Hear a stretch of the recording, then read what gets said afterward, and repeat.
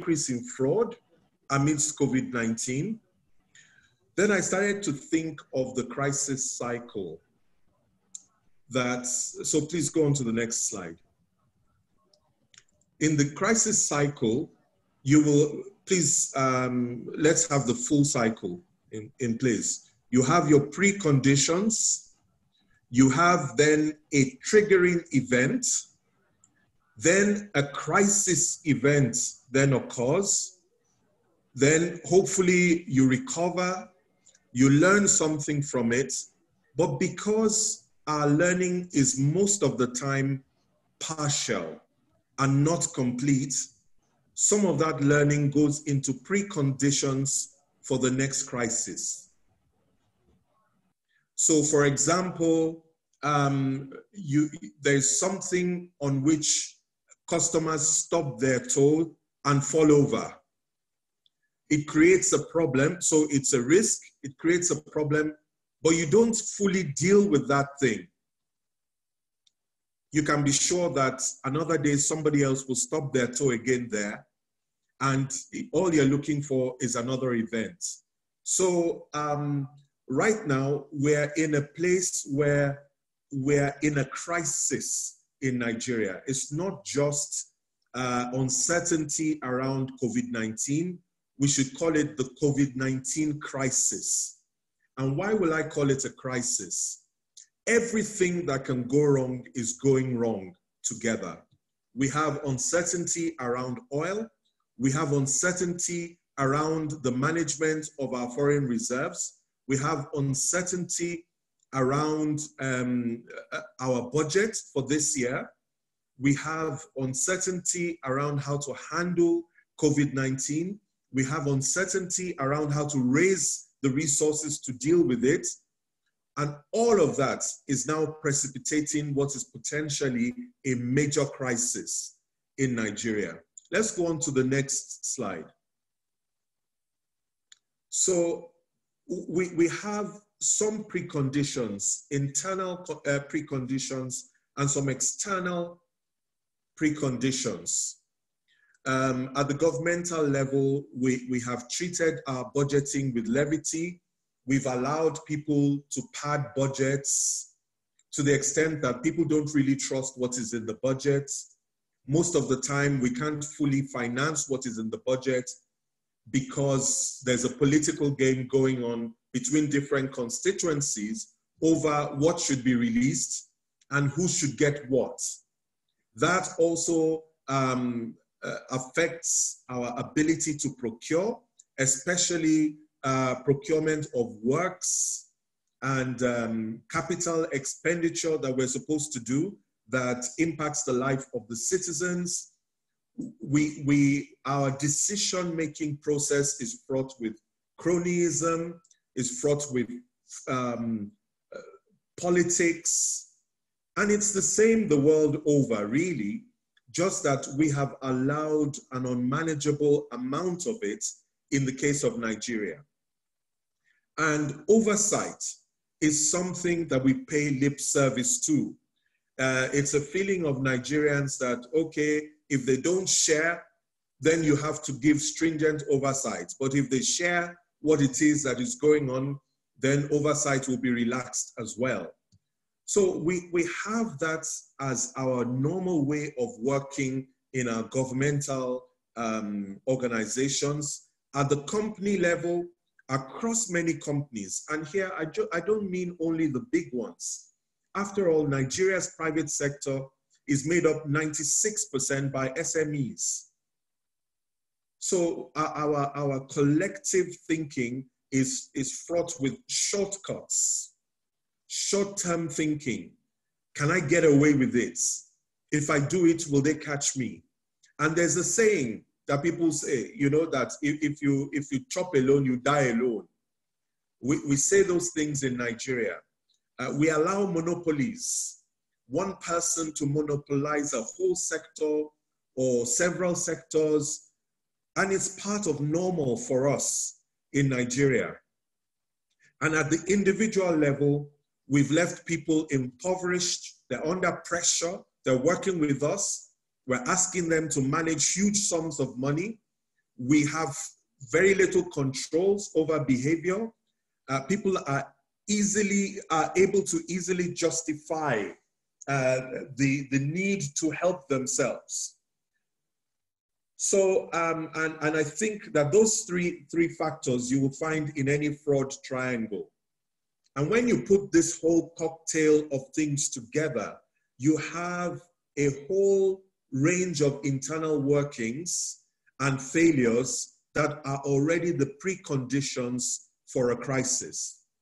Before you then superimpose on it regulatory issues. If you ask companies in Nigeria, the biggest fraud risk or corruption risk that they mostly face is at the interface with their regulator. Because sometimes those who want to honestly pay their taxes are scared. Because once they pop their head above the parapet and they're identified, then they're put under pressure with all sorts of demands that could be real or unrealistic, and also offers of how to get out of it. It happens to the small company, the medium-sized company, the large company. If you look at what the large companies are facing, for instance, an MTN that was hit 2 years ago with demands for $10 billion to be paid, 8.1 billion to be paid back to the CBN, and 2 billion that was demanded by the Attorney General. If they had paid the 10 billion at that time, they would have had to shut down MTN Nigeria permanently. So you wonder, what kind of regulatory action is that? What philosophy are our regulators following if it also includes all sorts of unintended consequences? We have, of course, infrastructural failures, and we're seeing quite a lot of it during COVID-19, and a preparedness failure. Look at the response. Anybody who flew in to Nigeria in February, March, would remember that a form was given by our government for you to fill online, fill before getting off the plane. But you would note that that form did not ask you what seat number you sat on the plane. So when the COVID-19 cases in Nigeria started to rise, you found that the authorities were talking about trying to trace entire range of people who are on a flight, not the people who are on the same row or the row before or the row after, because there were no seat numbers on that form.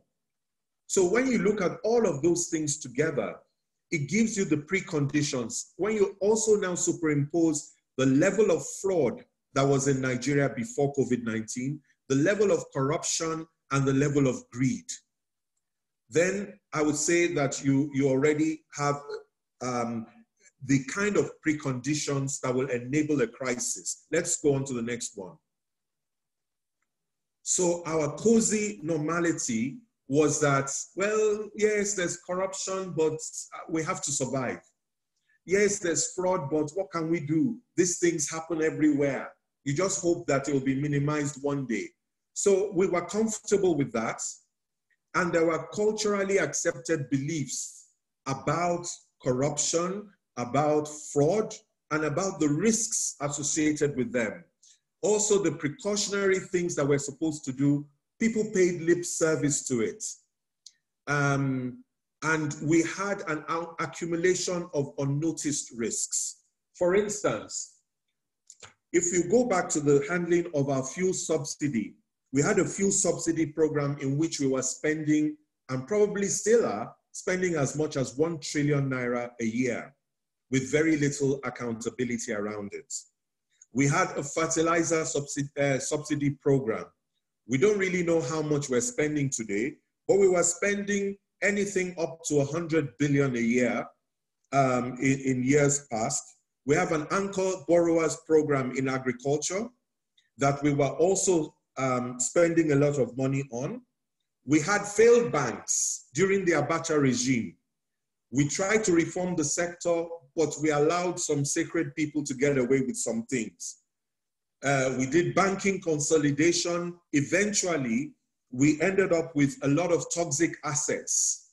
We put those toxic assets in AMCON, And today those assets are some 5.4 trillion naira.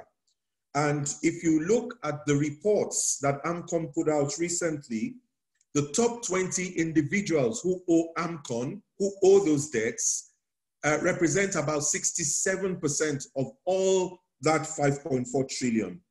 80% of 350 individuals are responsible for, 350 individuals are responsible for 80% of that money, of 4.3 trillion naira. And we have been living with all of that. AMCON has been created for many years. Those people have not been brought to book. So we have incubation of all of those things. We've allowed people to internalize it, that the only time you have a problem is if you chop alone, you die alone. So if you chop, you better share. And if you share, that's some insurance. So we've had that for a while. Let's go to the next slide.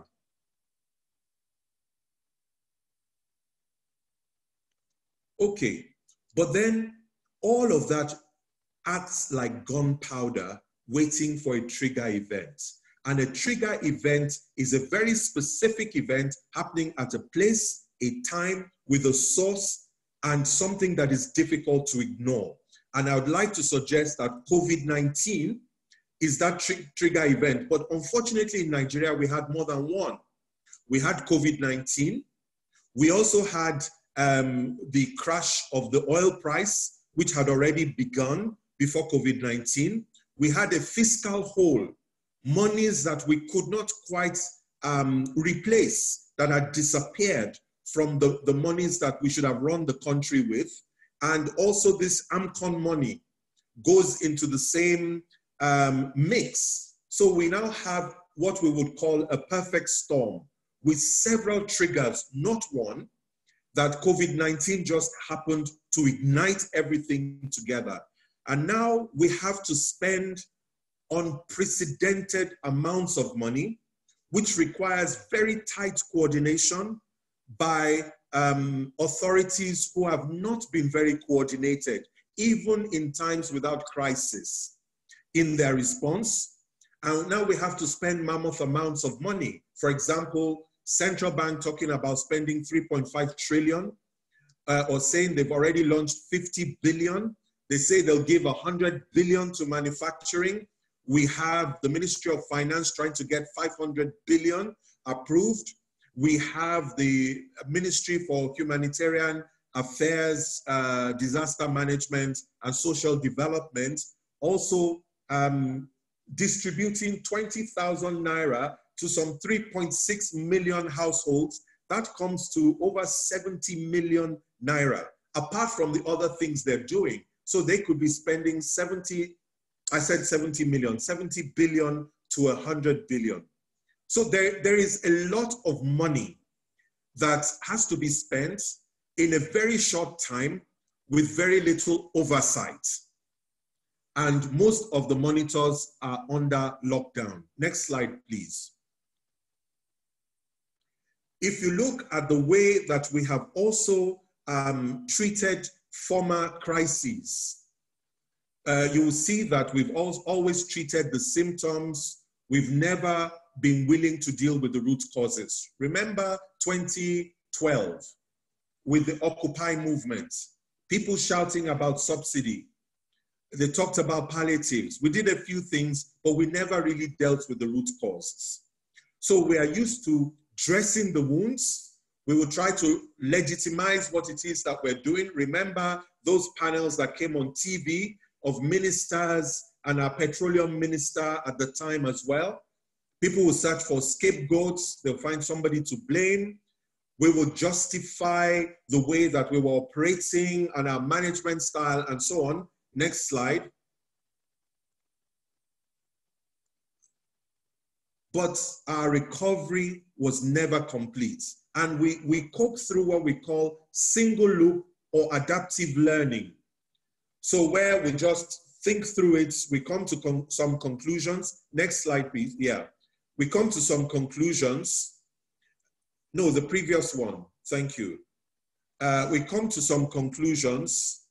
about this learning, but this is precursor to crisis at another point in time. This is what they call in organization management isomorphism, where we keep going through the same cycle and we find it very difficult to break out.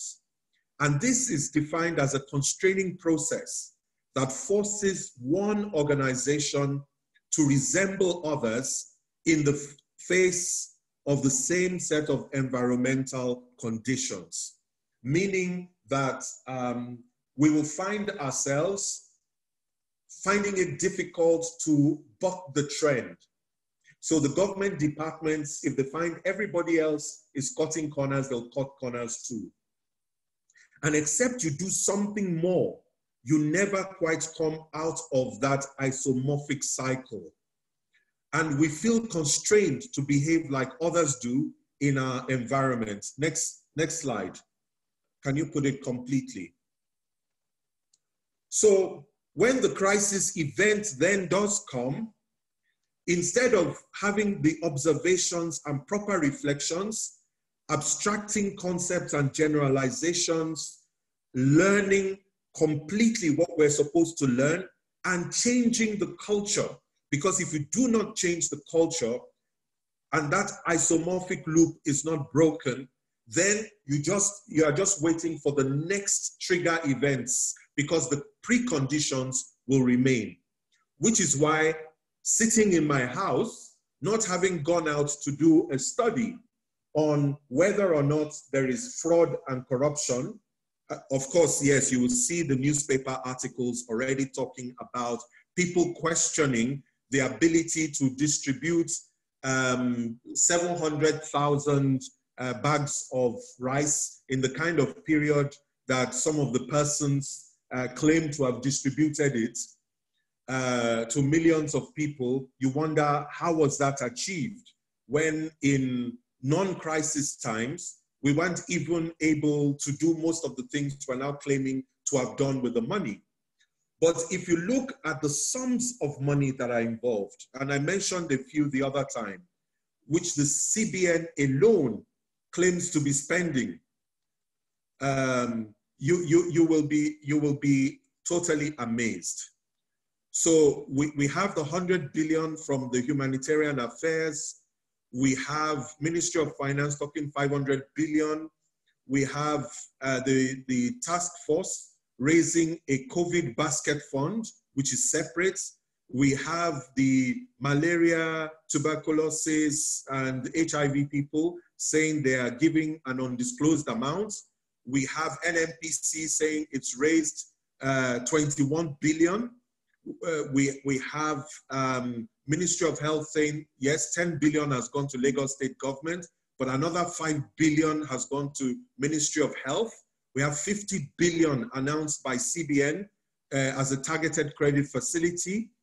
We have 1 trillion to support manufacturing. We have 100 billion to go as loans to health authorities, 3.5 billion, again, another COVID fund. We have the 20-something billion raised by CACOVID in partnership with CBN before we start to talk about what the internationals have raised. And we have at least 7 or 8 different coordination mechanisms at federal level alone. So how do we control these monies that are going out? So forgive me for thinking that with everything I have said, that it is quite possible that the fraud and corruption risk has now gone through the roof. Next slide, please. So what should have been in place? There should have been the planning and prevention. We should have spotted the warning signs. We should have used what we learned from the time of dealing with Ebola, and also how we have dealt with management of huge sums of money in the past, like the petroleum subsidy program, to have learned how we can contain and limit the damage, not only done to citizens, but done to our finances through fraud and corruption, but also through these health care issues, and we should have used that to manage our recovery. Now, why am I saying that we haven't fully contained and managed the damage? If you look at all the sums that I called out earlier, you will find that they're for almost everything else but health.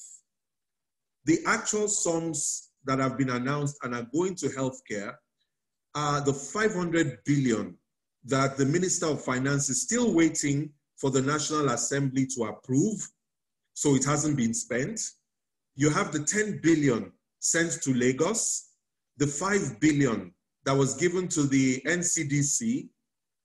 Then you have the 100 billion that was announced by CBN, but has not really been operationalized yet. But there's a 100 billion loan to health authorities. Otherwise, all the rest of the money is for different things. Oh, okay, the private sector coalition against COVID-19 was ostensibly launched to drive and raise 120 billion naira from the private sector to source equipment and infrastructure to fight the pandemic. Although we see a lot of spending on adverts at the moment, but that is ostensibly what it's supposed to do. Compare those monies with everything else that has been reeled out. If we have really learned from previous epidemics, if we have really learned from what happens when there's little oversight on huge sums of money, is this what we will allow? A situation where huge sums of money are now being spent with very little transparency and oversight? I think this would be a good place to leave that question and allow us to ask questions when it's time. Thank you.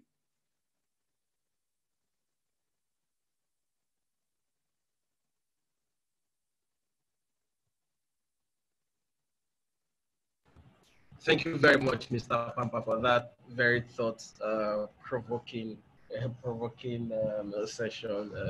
Apparently, there's more circling still on managing this crisis in Nigeria. We'll take questions, but that'll be after the next presentation. Please, if you have questions, you can use the chat room and note them down there. Afterwards, I'll take those questions, and for some of us that would want to ask directly, there's a place for you to raise your hand. I'll ask you to ask those questions later on. All right, thank you. The next speaker, who is on standby, will be taking us through the next session. His name is Godswill Esangbedo. He's an economist, a chartered accountant, and fraud consultant. He's our associate business development lead in Conrad, Clark, Nigeria. Ladies and gentlemen, please welcome Mr. Esangbedo for his session.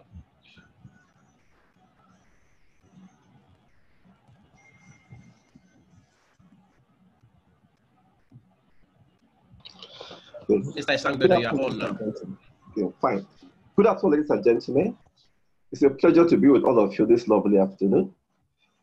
As to give further perspectives to the increase in fraud and corruption amidst COVID-19. As of today, the world has lost about 193,000 people to this pandemic, and their families are going through a lot of pain. As we stay safe, let's remember these families. Let's keep these families in our prayers. Next slide, please. Next slide, please. Next slide, okay. Okay, I will not waste much time on this. I'll go straight to.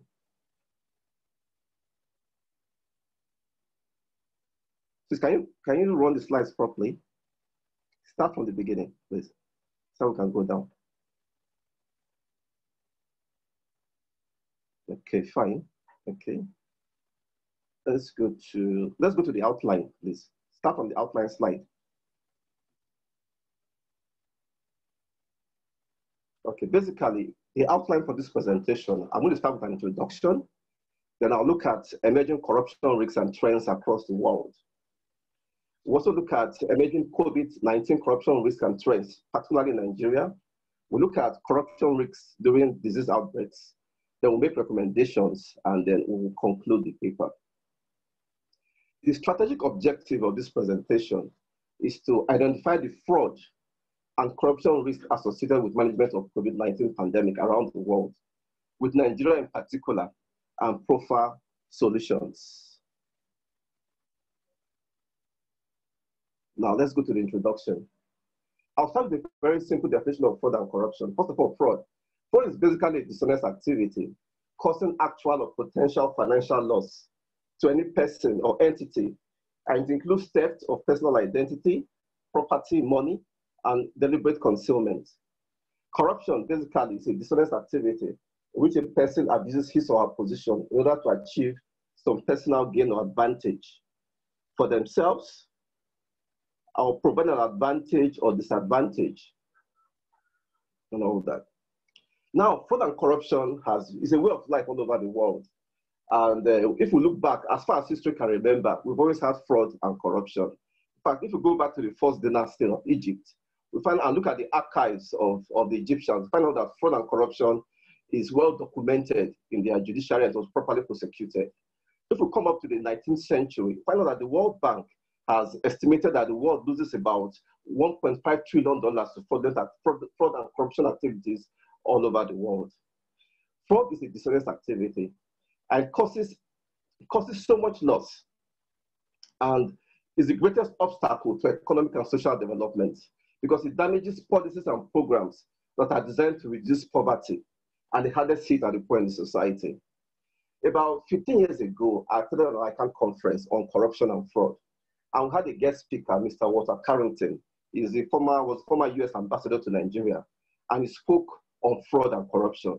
He started off with a story, and in the story, he talked about a nation that was richly blessed.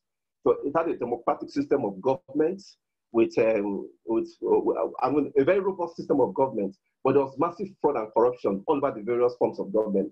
So it's so difficult to get things done without corruption. And as he went on and on talking about this nation, he stopped and paused for a while, and he asked us which country or which nation is he talking about. And a lot of people said he was talking about Nigeria. And he said no, that he was talking about his beloved country, United States of America, that there was massive fraud and corruption in the early 19th century in America. And but the difference between the fraud and corruption that occurred in America at that period was the fact that the leaders in America and the people that held political positions looted America massively. But the funds they looted, they invested it in America, and this triggered off an industrial revolution. That's one of the contributing factors to where America is today. But the difference between the corruption of America and that of African countries was the fact that when our leaders in Africa loot Africa, they carry these funds to USA, Dubai, as far as even the Canary Islands to keep their funds. And as a result, there's a double jeopardy. We lose the funds and we lose the investments and employment opportunities these funds would have triggered, assuming they were invested in Nigeria. Let's look at corruption across the world. I'll quickly look at corruption across the world, dimension various corruption activities around the world. Then we'll now focus on Nigeria. Since the COVID pandemic broke, there's a lot of corruption all over the world, starting from Europe. For instance, in Hungary, the Prime Minister, Viktor Orban, he took over the direct coordination of the COVID-19 response instead of the Minister of Health or Minister of Interior. And he did this without even involving the parliament. And this act is suggestive of a fraudulent intent. In Serbia, for instance, the Serbian President, Alexander Vučić, publicly stated that due to lack of ventilators in the European market, he was forced to acquire them in the black market. And this has casted suspicion of the integrity of the procurement process. In Germany, for instance, there have been petty cases have been reported involving corrupt health officials illegally conducting COVID-19 tests at a fee. In Norway, some doctors have been reported to be breaking the guidelines of the state agency on ration of medicines and profiting from it. In South Asia, in fact, in India and China, there's been suspicion of failure to report the number of cases to authorities or the total deaths to the world. And with so many there's been so many unproven conspiracy theories against China, but we'll leave that for another day. And we'll come back to North Africa. In North America, for instance, in USA, they are concerned that those in positions of power would influence stimulus packages in favor of selected industries at the beckoning of selected interest groups and at the expense of public interest. Recently, during one of Trump's briefings, one of the journalists asked him whether his companies would benefit from the stimulus packages that were being announced. And he said yes, that one of his companies is in the tourism industry, and one of the and it's a sector that has been chosen to benefit from the COVID from the funds. We come down to Middle East and Northern Africa. Following the outbreak, the Israeli Prime Minister Benjamin Netanyahu shut down the court of justice that were set to try him for corruption, and has used this opportunity to grab unprecedented power. We come to Africa. In Africa, the outbreak has presented an opportunity for scammers and businessmen to defraud citizens. The accounts of citizens involving quarantine by bribing officials, for example, in Uganda and Cameroon, and this practice will aid further spread. 6 million masks that were ordered by Germany to protect health workers went missing at an airport in Kenya. But even in Kenya, there are some fake mourners that were caught carrying an empty coffin in an attempt to beat his travel ban. And when the driver was apprehended and tested, he tested positive to the virus. In Nigeria, there are also serious concerns about Nigeria. Serious concerns about the judicious use of the COVID-19 relief funds. And the CBN initiated funds and private sector is about 25 billion. The last week I talked about so many funds that have been generated, and we have serious concerns. And these concerns are totally in order, considering the problem of political corruption in the country, which the President Buhari administration is fighting with its corruption campaign. We've had a lot of allegations against private hospitals who are treating wealthy Nigerians infected with the virus without letting them go into the COVID coordinated government center. There are also allegations of various trucks used by drivers to transport Nigerians all over the country, despite the lockdown and closed borders. I even looked at a video today when I saw a truck that was purported to be carrying goods, and when it was unveiled, it was loaded with passengers. And this represents this reason why we found out that even when the lockdown was announced, and we just had a few cases in FCT and Lagos, before we knew it, it has gone all over the country because people are moving around illegally and bribing our police officers. Given the stay-at-home order, Lagos and Ogun State has continued to witness the upsurge in criminal activities by hoodlums who are breaking into houses and stores. I'm sure some of us are aware of the 1 million gang that are writing letters and terrorizing various neighborhoods. Also, several banks have issued several warnings to their customers on the rise of cybercrime linked to COVID-19 pandemic. Some of us have gotten calls from all these scammers purported to be trying to defraud various people, and so on. So it's quite a serious issue, and it's all over the world. And let's focus on Nigeria. Let's look at some examples in Nigeria.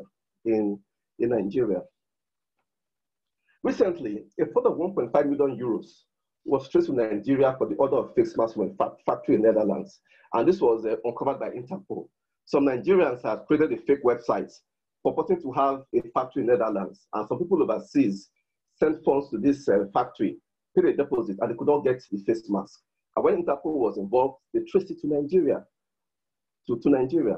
Also recently, a Nigerian scammer was exposed, as was defrauding students in America by offering cheap accommodation as a way of alleviating giving them assistance during this pandemic. There are also several allegations against the distribution of the palliatives. Recently, there was also a picture on social media of some people saying that they were giving 20,000, and instead of giving 20,000, they were now giving 2,000. But they took pictures with them as if they had received 20,000. Let's move on. Let's look at corruption risks during disease outbreaks. During disease outbreaks, it creates a lot of ground for corruption to flourish. And the ICPC has talked about a lot about the various risks when diseases break. One, we have emergency procurement, and this includes corruption risks. Since we are largely unprepared, there's a tendency for us to quickly rush and try to buy items that will help contain this face masks. But like last speaker said, pandemics have occurred right from history, but unfortunately, we're largely unprepared for this pandemic. In the 13th century, there was a pandemic of the Black Deaths that took out over 200 million people, whereas the world population was about 500 million people. We had the Spanish flu in 1918, whereby the world lost about 50 million people, with a world population of about 1.5 billion people. Currently, we're having the coronavirus pandemic, and we've lost about 190,000 people, with a world population of about 6.5 billion people. So, and this should have taught us to be prepared for this pandemic, but unfortunately, we're totally unprepared. We also have issues of freely available supplies and for resale in the black markets. I'm sure all the bags of rice and palliatives being by the government, there are instances whereby this will be pilfered. We have increased in falsified and substandard products entering the market. I'm sure some of you are aware that there are a lot of complaints about face masks that were delivered in the European market and they were said to even be contaminated with coronavirus. We also have risk of non-compliance with laid-down procedures. We have risk of disregarding due diligence and protocols.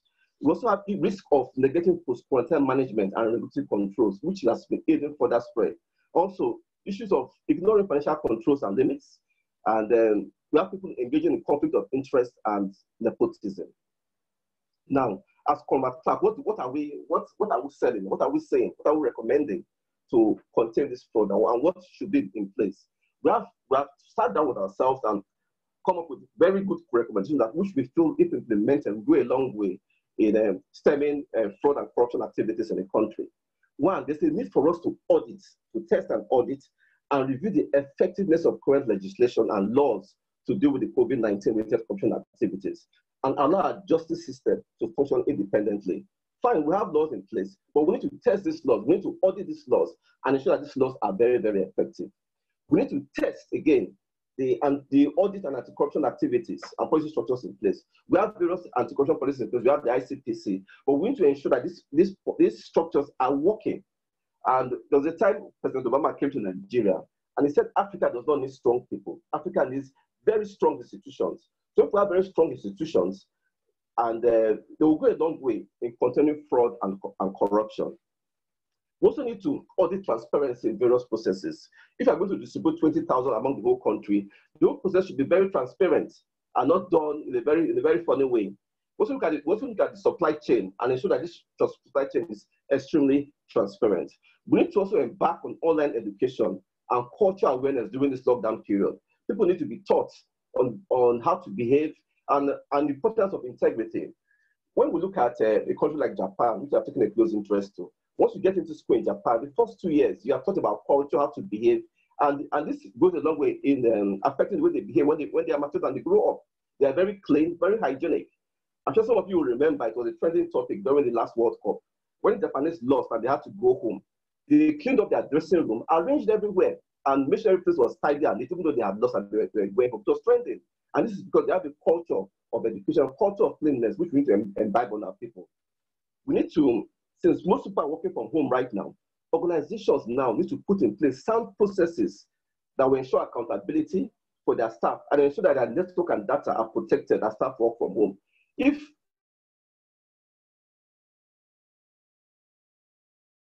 try to break into their systems and engage in fraudulent activities. We need to also audit and ensure transparency in procurement and disbursement of funds related to these COVID-19 activities. Very important.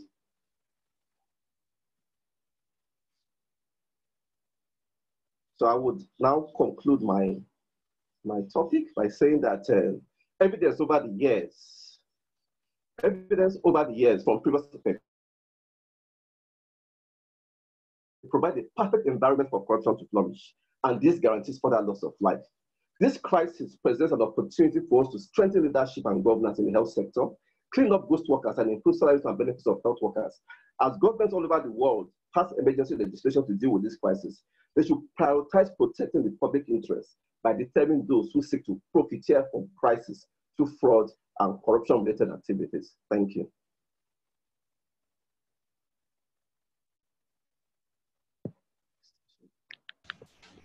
All right, thank you very much, Mr. Godswill, for another very hot and thought-provoking session there. I'll take questions now. If you have questions, please raise your hand. There is a way you can raise your hand in the chat room, or look at the 3 dots, to your right. There is an option of you raising your hand on your mobile. I'll be able to take your question. If you are not able to talk, you can type in the chat room. Mr. Apampa is here, same as Mr. Esangbedo. All right, so I have someone called Techno Canum X. Unfortunately, your name is not showing, but you are on now. Yeah, please my question yourself and ask your question. Please introduce yourself. Okay, my name is Olugbengadedapo. I'm the Camo X. I've already typed my question in the chat room, and the question is, when the speaker was speaking on fraud and corruption, he was trying to illustrate that some people, when they steal, compare Nigeria with the other European country, that when they steal, they take it out, they start in the foreign country to develop their economy. Meanwhile, when you talk of US, some of them, when they steal, they see invest in that country. So my question now is that, which one is morally justified? Stealing to invest in the same country or stealing to invest in another country? Is any of them morally justified? That is my question.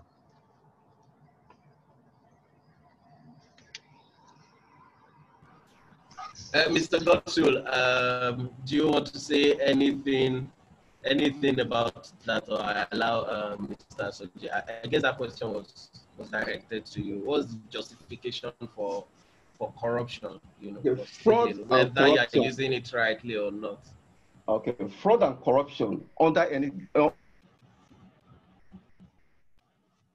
guise is not justified. Stealing and investing in your own country and stealing and investing in that country is not justified at all. But the point I was trying to make was that for African countries, a double jeopardy when the leaders steal and take the money out. And when you look at when you do a risk assessment, when you do an assessment, it's better at the end of the day, even though it's corruption, for funds to be looted and be invested in that same country. But let me just quickly tell you something. As we talk about fraud and corruption, it's important to point out the fact that fraud and corruption is a way of life all over the world, and it cannot be completely eliminated or brought down to zero. The best we can do is to minimize it, and that's where I'm talking from. But fraud and corruption is not justified in anything. Thank you. All right, I'll allow Mr. Apampa to also make a contribution on this particular question. Thank you, Mr. Apampa. You're on now. Okay, yes, I've always found it a little dubious when people talk about efficient kleptocracies and inefficient kleptocracies, as though being a thief under some circumstance is a better one than being a thief under another one. I think we should just agree that stealing is stealing.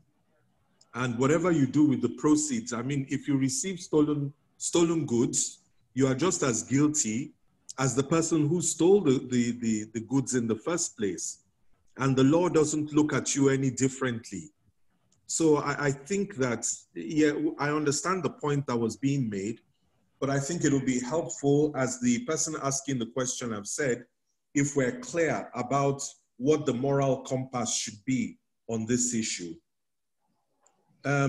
If you allow me, a gentleman by the name Godwin Clark had asked a question directly related to my presentation earlier. Is it okay if I go ahead and respond to it? Please go ahead, sir. Please go ahead. Okay. He was talking about the fact that every fund manager would put structures and processes in place for accountability around the funds that they are managing. And if you look at three factors of accountability, the first being appropriate, necessary self-disclosure. We don't get that from the people who are managing the huge sums of money within government, even without any crisis. We don't get that. Secondly, a tolerance for scrutiny. The platforms for scrutinizing what the government is doing with funds is also very limited. And more effort is being made by government right now in the name of curbing social media, curbing hate speech, and so on, to even narrow down the civic space that is available to discuss these issues. And the final thing, apart from appropriate scrutiny, which is not only from the citizens, I accept, it's also from the accountant general, the auditor general, and other, and the National Assembly and so on. But we know how they treat the Auditor General's office. In fact, some people in government call him the chief historian of the Federation. suggesting that they've already done it and gotten away with it before you came years later to come and quote and unquote expose what was being done. So they don't take it as seriously as they need to. The Public Accounts Committee in the National Assembly and the rest of the National Assembly also need to treat the oversight functions quite differently from how it is running at the moment. And finally, the third factor is complying with the mandate you've been given. So if you are given a mandate to spend 10 naira on this fork, you don't end up spending 2 naira on a knife and pocketing the 8 naira. You have to be faithful to that mandate. Those three things are some of the accountability processes that need to be in place. But the thrust of my presentation was that these things have not been there. So therefore, expecting it to behave differently under a crisis is unrealistic, because we have not set up the factors that will allow us to escape that cycle. Okay, so that is my contribution. That's the only question I saw that was targeted at me.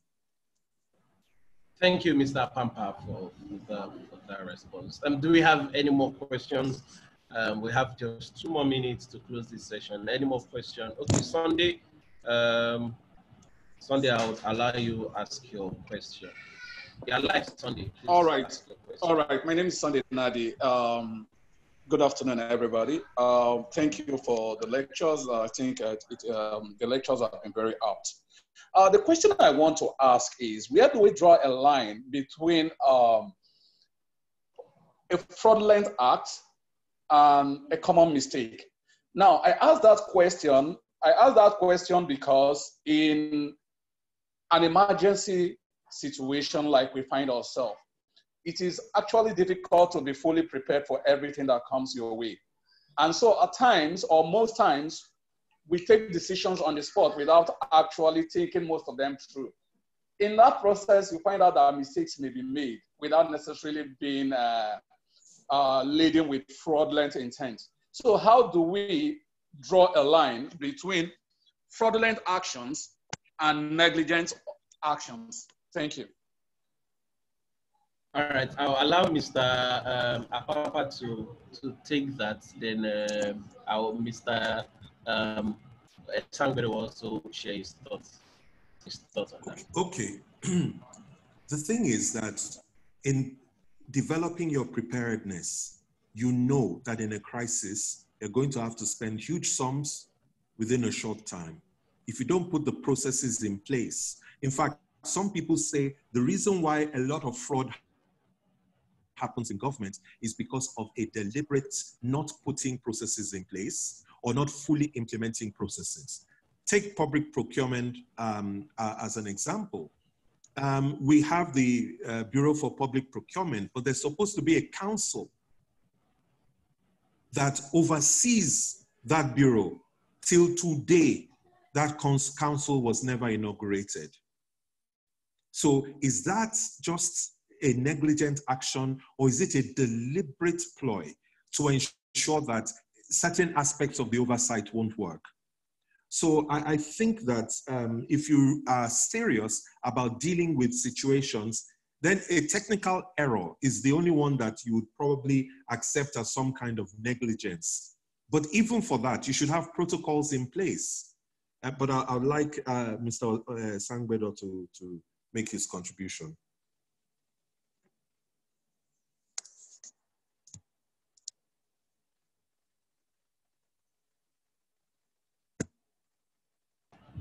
Moderator, Esangbedo, are you there? He might be muted. Can you check, please? No, I think we lost him already. So when he comes back in, I'll allow him make his contribution. There is a question again from Mr. Adenusi. So let me allow him take his question. Then I'll check for Mr. Esangbedo. Soji, thank you very much for the presentation. Very thought-provoking.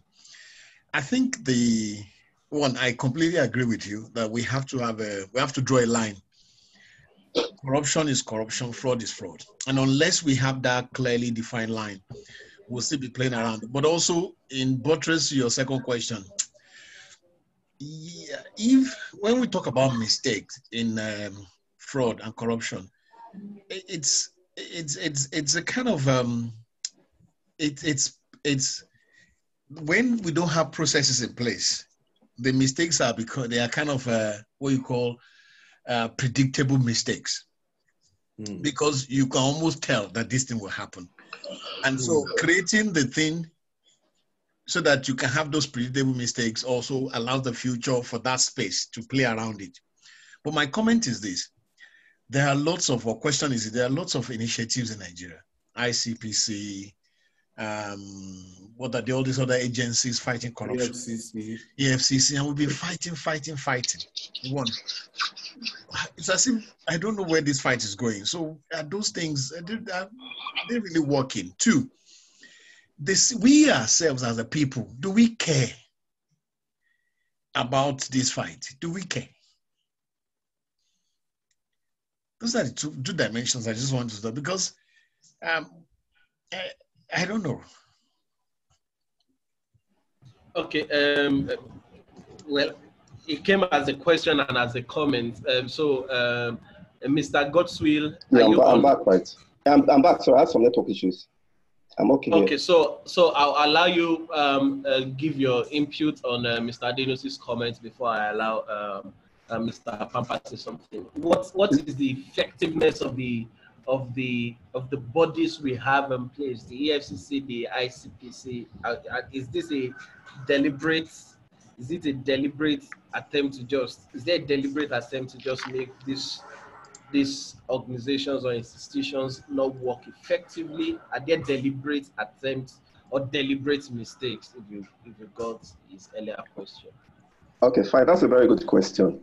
During my presentation, I recalled when Obama visited Nigeria, and he gave a presentation, and he talked about corruption and institutions. I said the problem we have in Africa is that we are building strong African leaders, strong dictators. For us, we're not building strong institutions. That we need to build very strong institutions that can run the country despite the fact that we have an African leader. Like if you look at America, for instance, they have very strong institutions. And recently, you can recall that even the current president Donald Trump, he was a little bit jittery when they were trying to impeach him, because that's a strong institution. So in Africa, we need to look at building these strong institutions. We have ICPs, we have EFCC, but we all know that to a large extent, they get clearance from the federal government before they carry out some of their activities. You understand? To a large extent, they get clearance. So they are very effective. They are effective, but do we have the political will to allow these institutions to do what they have to do? So that's the issue right here. We have very good people. We have trusted people. We have people with very good leadership qualities, even running some of these institutions.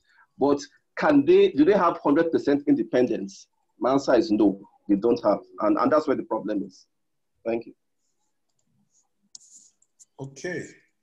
I think our error in Nigeria is fighting corruption. I don't think you're going to get anywhere fighting corruption. What we need to do is to build integrity.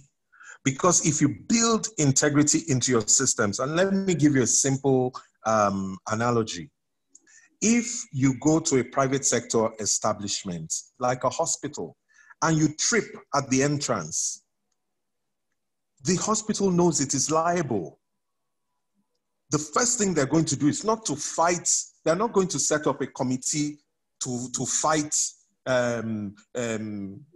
places where people can trip. They will be looking at eliminating all of those areas. They will be building processes. They will be looking at the health and safety policies. They'll be looking at who is responsible for it. They'll be tightening up, asking themselves, why did we allow this to happen? What was the process supposed to be? This is going to cost us X million in lawsuits. So we're going to have to fix this. So you'll find that the private sector approach is usually preventive and a risk-based approach, where they're looking at risks and they're working hard to minimize those risks or manage the risks. Meanwhile, the governmental approach is not about the risks per se, it's about catching whoever does. because the opportunities continue to exist. They don't deal with those. And it depends on whose regime, which political party, and so on. And all of these things allow people to squirm, and it allows people to change the nature and say, well, it's because I'm from this tribe. It's because I'm from this party. It's because I did not share. It's because the things that we should have done to prevent in the first place, we haven't quite put in place. Finally, if the faucet is broken, the water is gushing out, and 90 million people are coming with their buckets to fetch, it is futile to put one man with a blala to chase everybody back. As he runs to the east, they come from the west. If he runs to the west, they come from the east. You just have to fix the tap. Simple. Just fix the tap and you will end that leakage. Thank you. All right, thank you so much, Mr. Apampa. We need to round off now, but a question from, or a concern from Isaiah Gilmore in the chat room. Would it not be a colossal waste of scarce funds at the end of the day if this isolation center set up for COVID-19 are dismantled? Would they be used again, like the ones put up at the stadia? Would it not be colossal waste at the end of the day? Or what you find out is most of the doctors will take some of those equipments and just stick to their various houses. Would it be a colossal waste? Just a final contribution on that, Mr. Apampa, before I let you go. Sorry, did you want me to respond to that? Yes, I said your thoughts on that before I let you go. Okay. I think there you have to weigh the investment against the benefit. Look at the cost. And you didn't do something which, even though it's temporary, involved that much money. What outcome would you have gotten? So is it better to have saved that money, even if it's completely lost? Right now, I hear that Mr. Gates is going to build a factory for each of the 6 promising opportunities for a vaccine, because they don't know which one. They think only 2 will be successful, but they don't know which one. And if they wait to find out which one, it will be too late. So they're going to run the risk of wasting 4 factories. But the opinion was the world cannot wait. The damage far outweighs the cost of 4 factories, which you can repurpose actually to something else. I'll leave it there. Thank you so much, Mr. Apampa, for that. Mr. Esangbedo, your final thoughts as we round off this webinar. Okay, my final thoughts is the fact that during frauds, during pandemics like this, is a fertile ground for corruption and fraud to flourish. So there's a need for that, and as we react to these pandemics, there's a temptation to overlook the risk and fraud that go with it. So it's very important that as we respond, there's a need to strengthen the various institutions to ensure that we can mitigate the corruption risk and fraudulent activities that occur during this period and bring perpetrators to book. Because at the end of the day, the people that feel fraud and corruption most are the poor in the society because programs are damaged. So this is what I feel. We should strengthen our structures to tackle these issues. Thank you. All right, thank you, Mr. Esangbedo, for your final thoughts. That would lead me to inviting everyone to participate in our next workshop, Fraud, Corruption, and Anti-Money Laundering Risk workshop. This is open to everyone. It's a paid-for session. If you are interested, please send a mail to info@conradclark.com. Some of you get the information in your mails. Thank you so much for being a part of this. Everyone, I'd like us to say a very big thank you to the facilitators, Mr. Godswill Esangbedo and Mr. Integrity, Soji Apampa. If you are not living with anything, I'd like you to live with his last thought. Instead of fighting corruption, let us build integrity in our various homes, in our various institutions, in our various organizations. Once again, I also want to use this opportunity to say thank you to all our health workers and to the NCDC for their sacrifice, courage, leadership, and everything we are doing. Thank you so much for being a part of this today. Please stay safe, keep safe. Our prayers and wishes are with everyone. This time too shall pass. Thank you for being a part of this. God bless you. Enjoy the rest of your afternoon. Bye for now.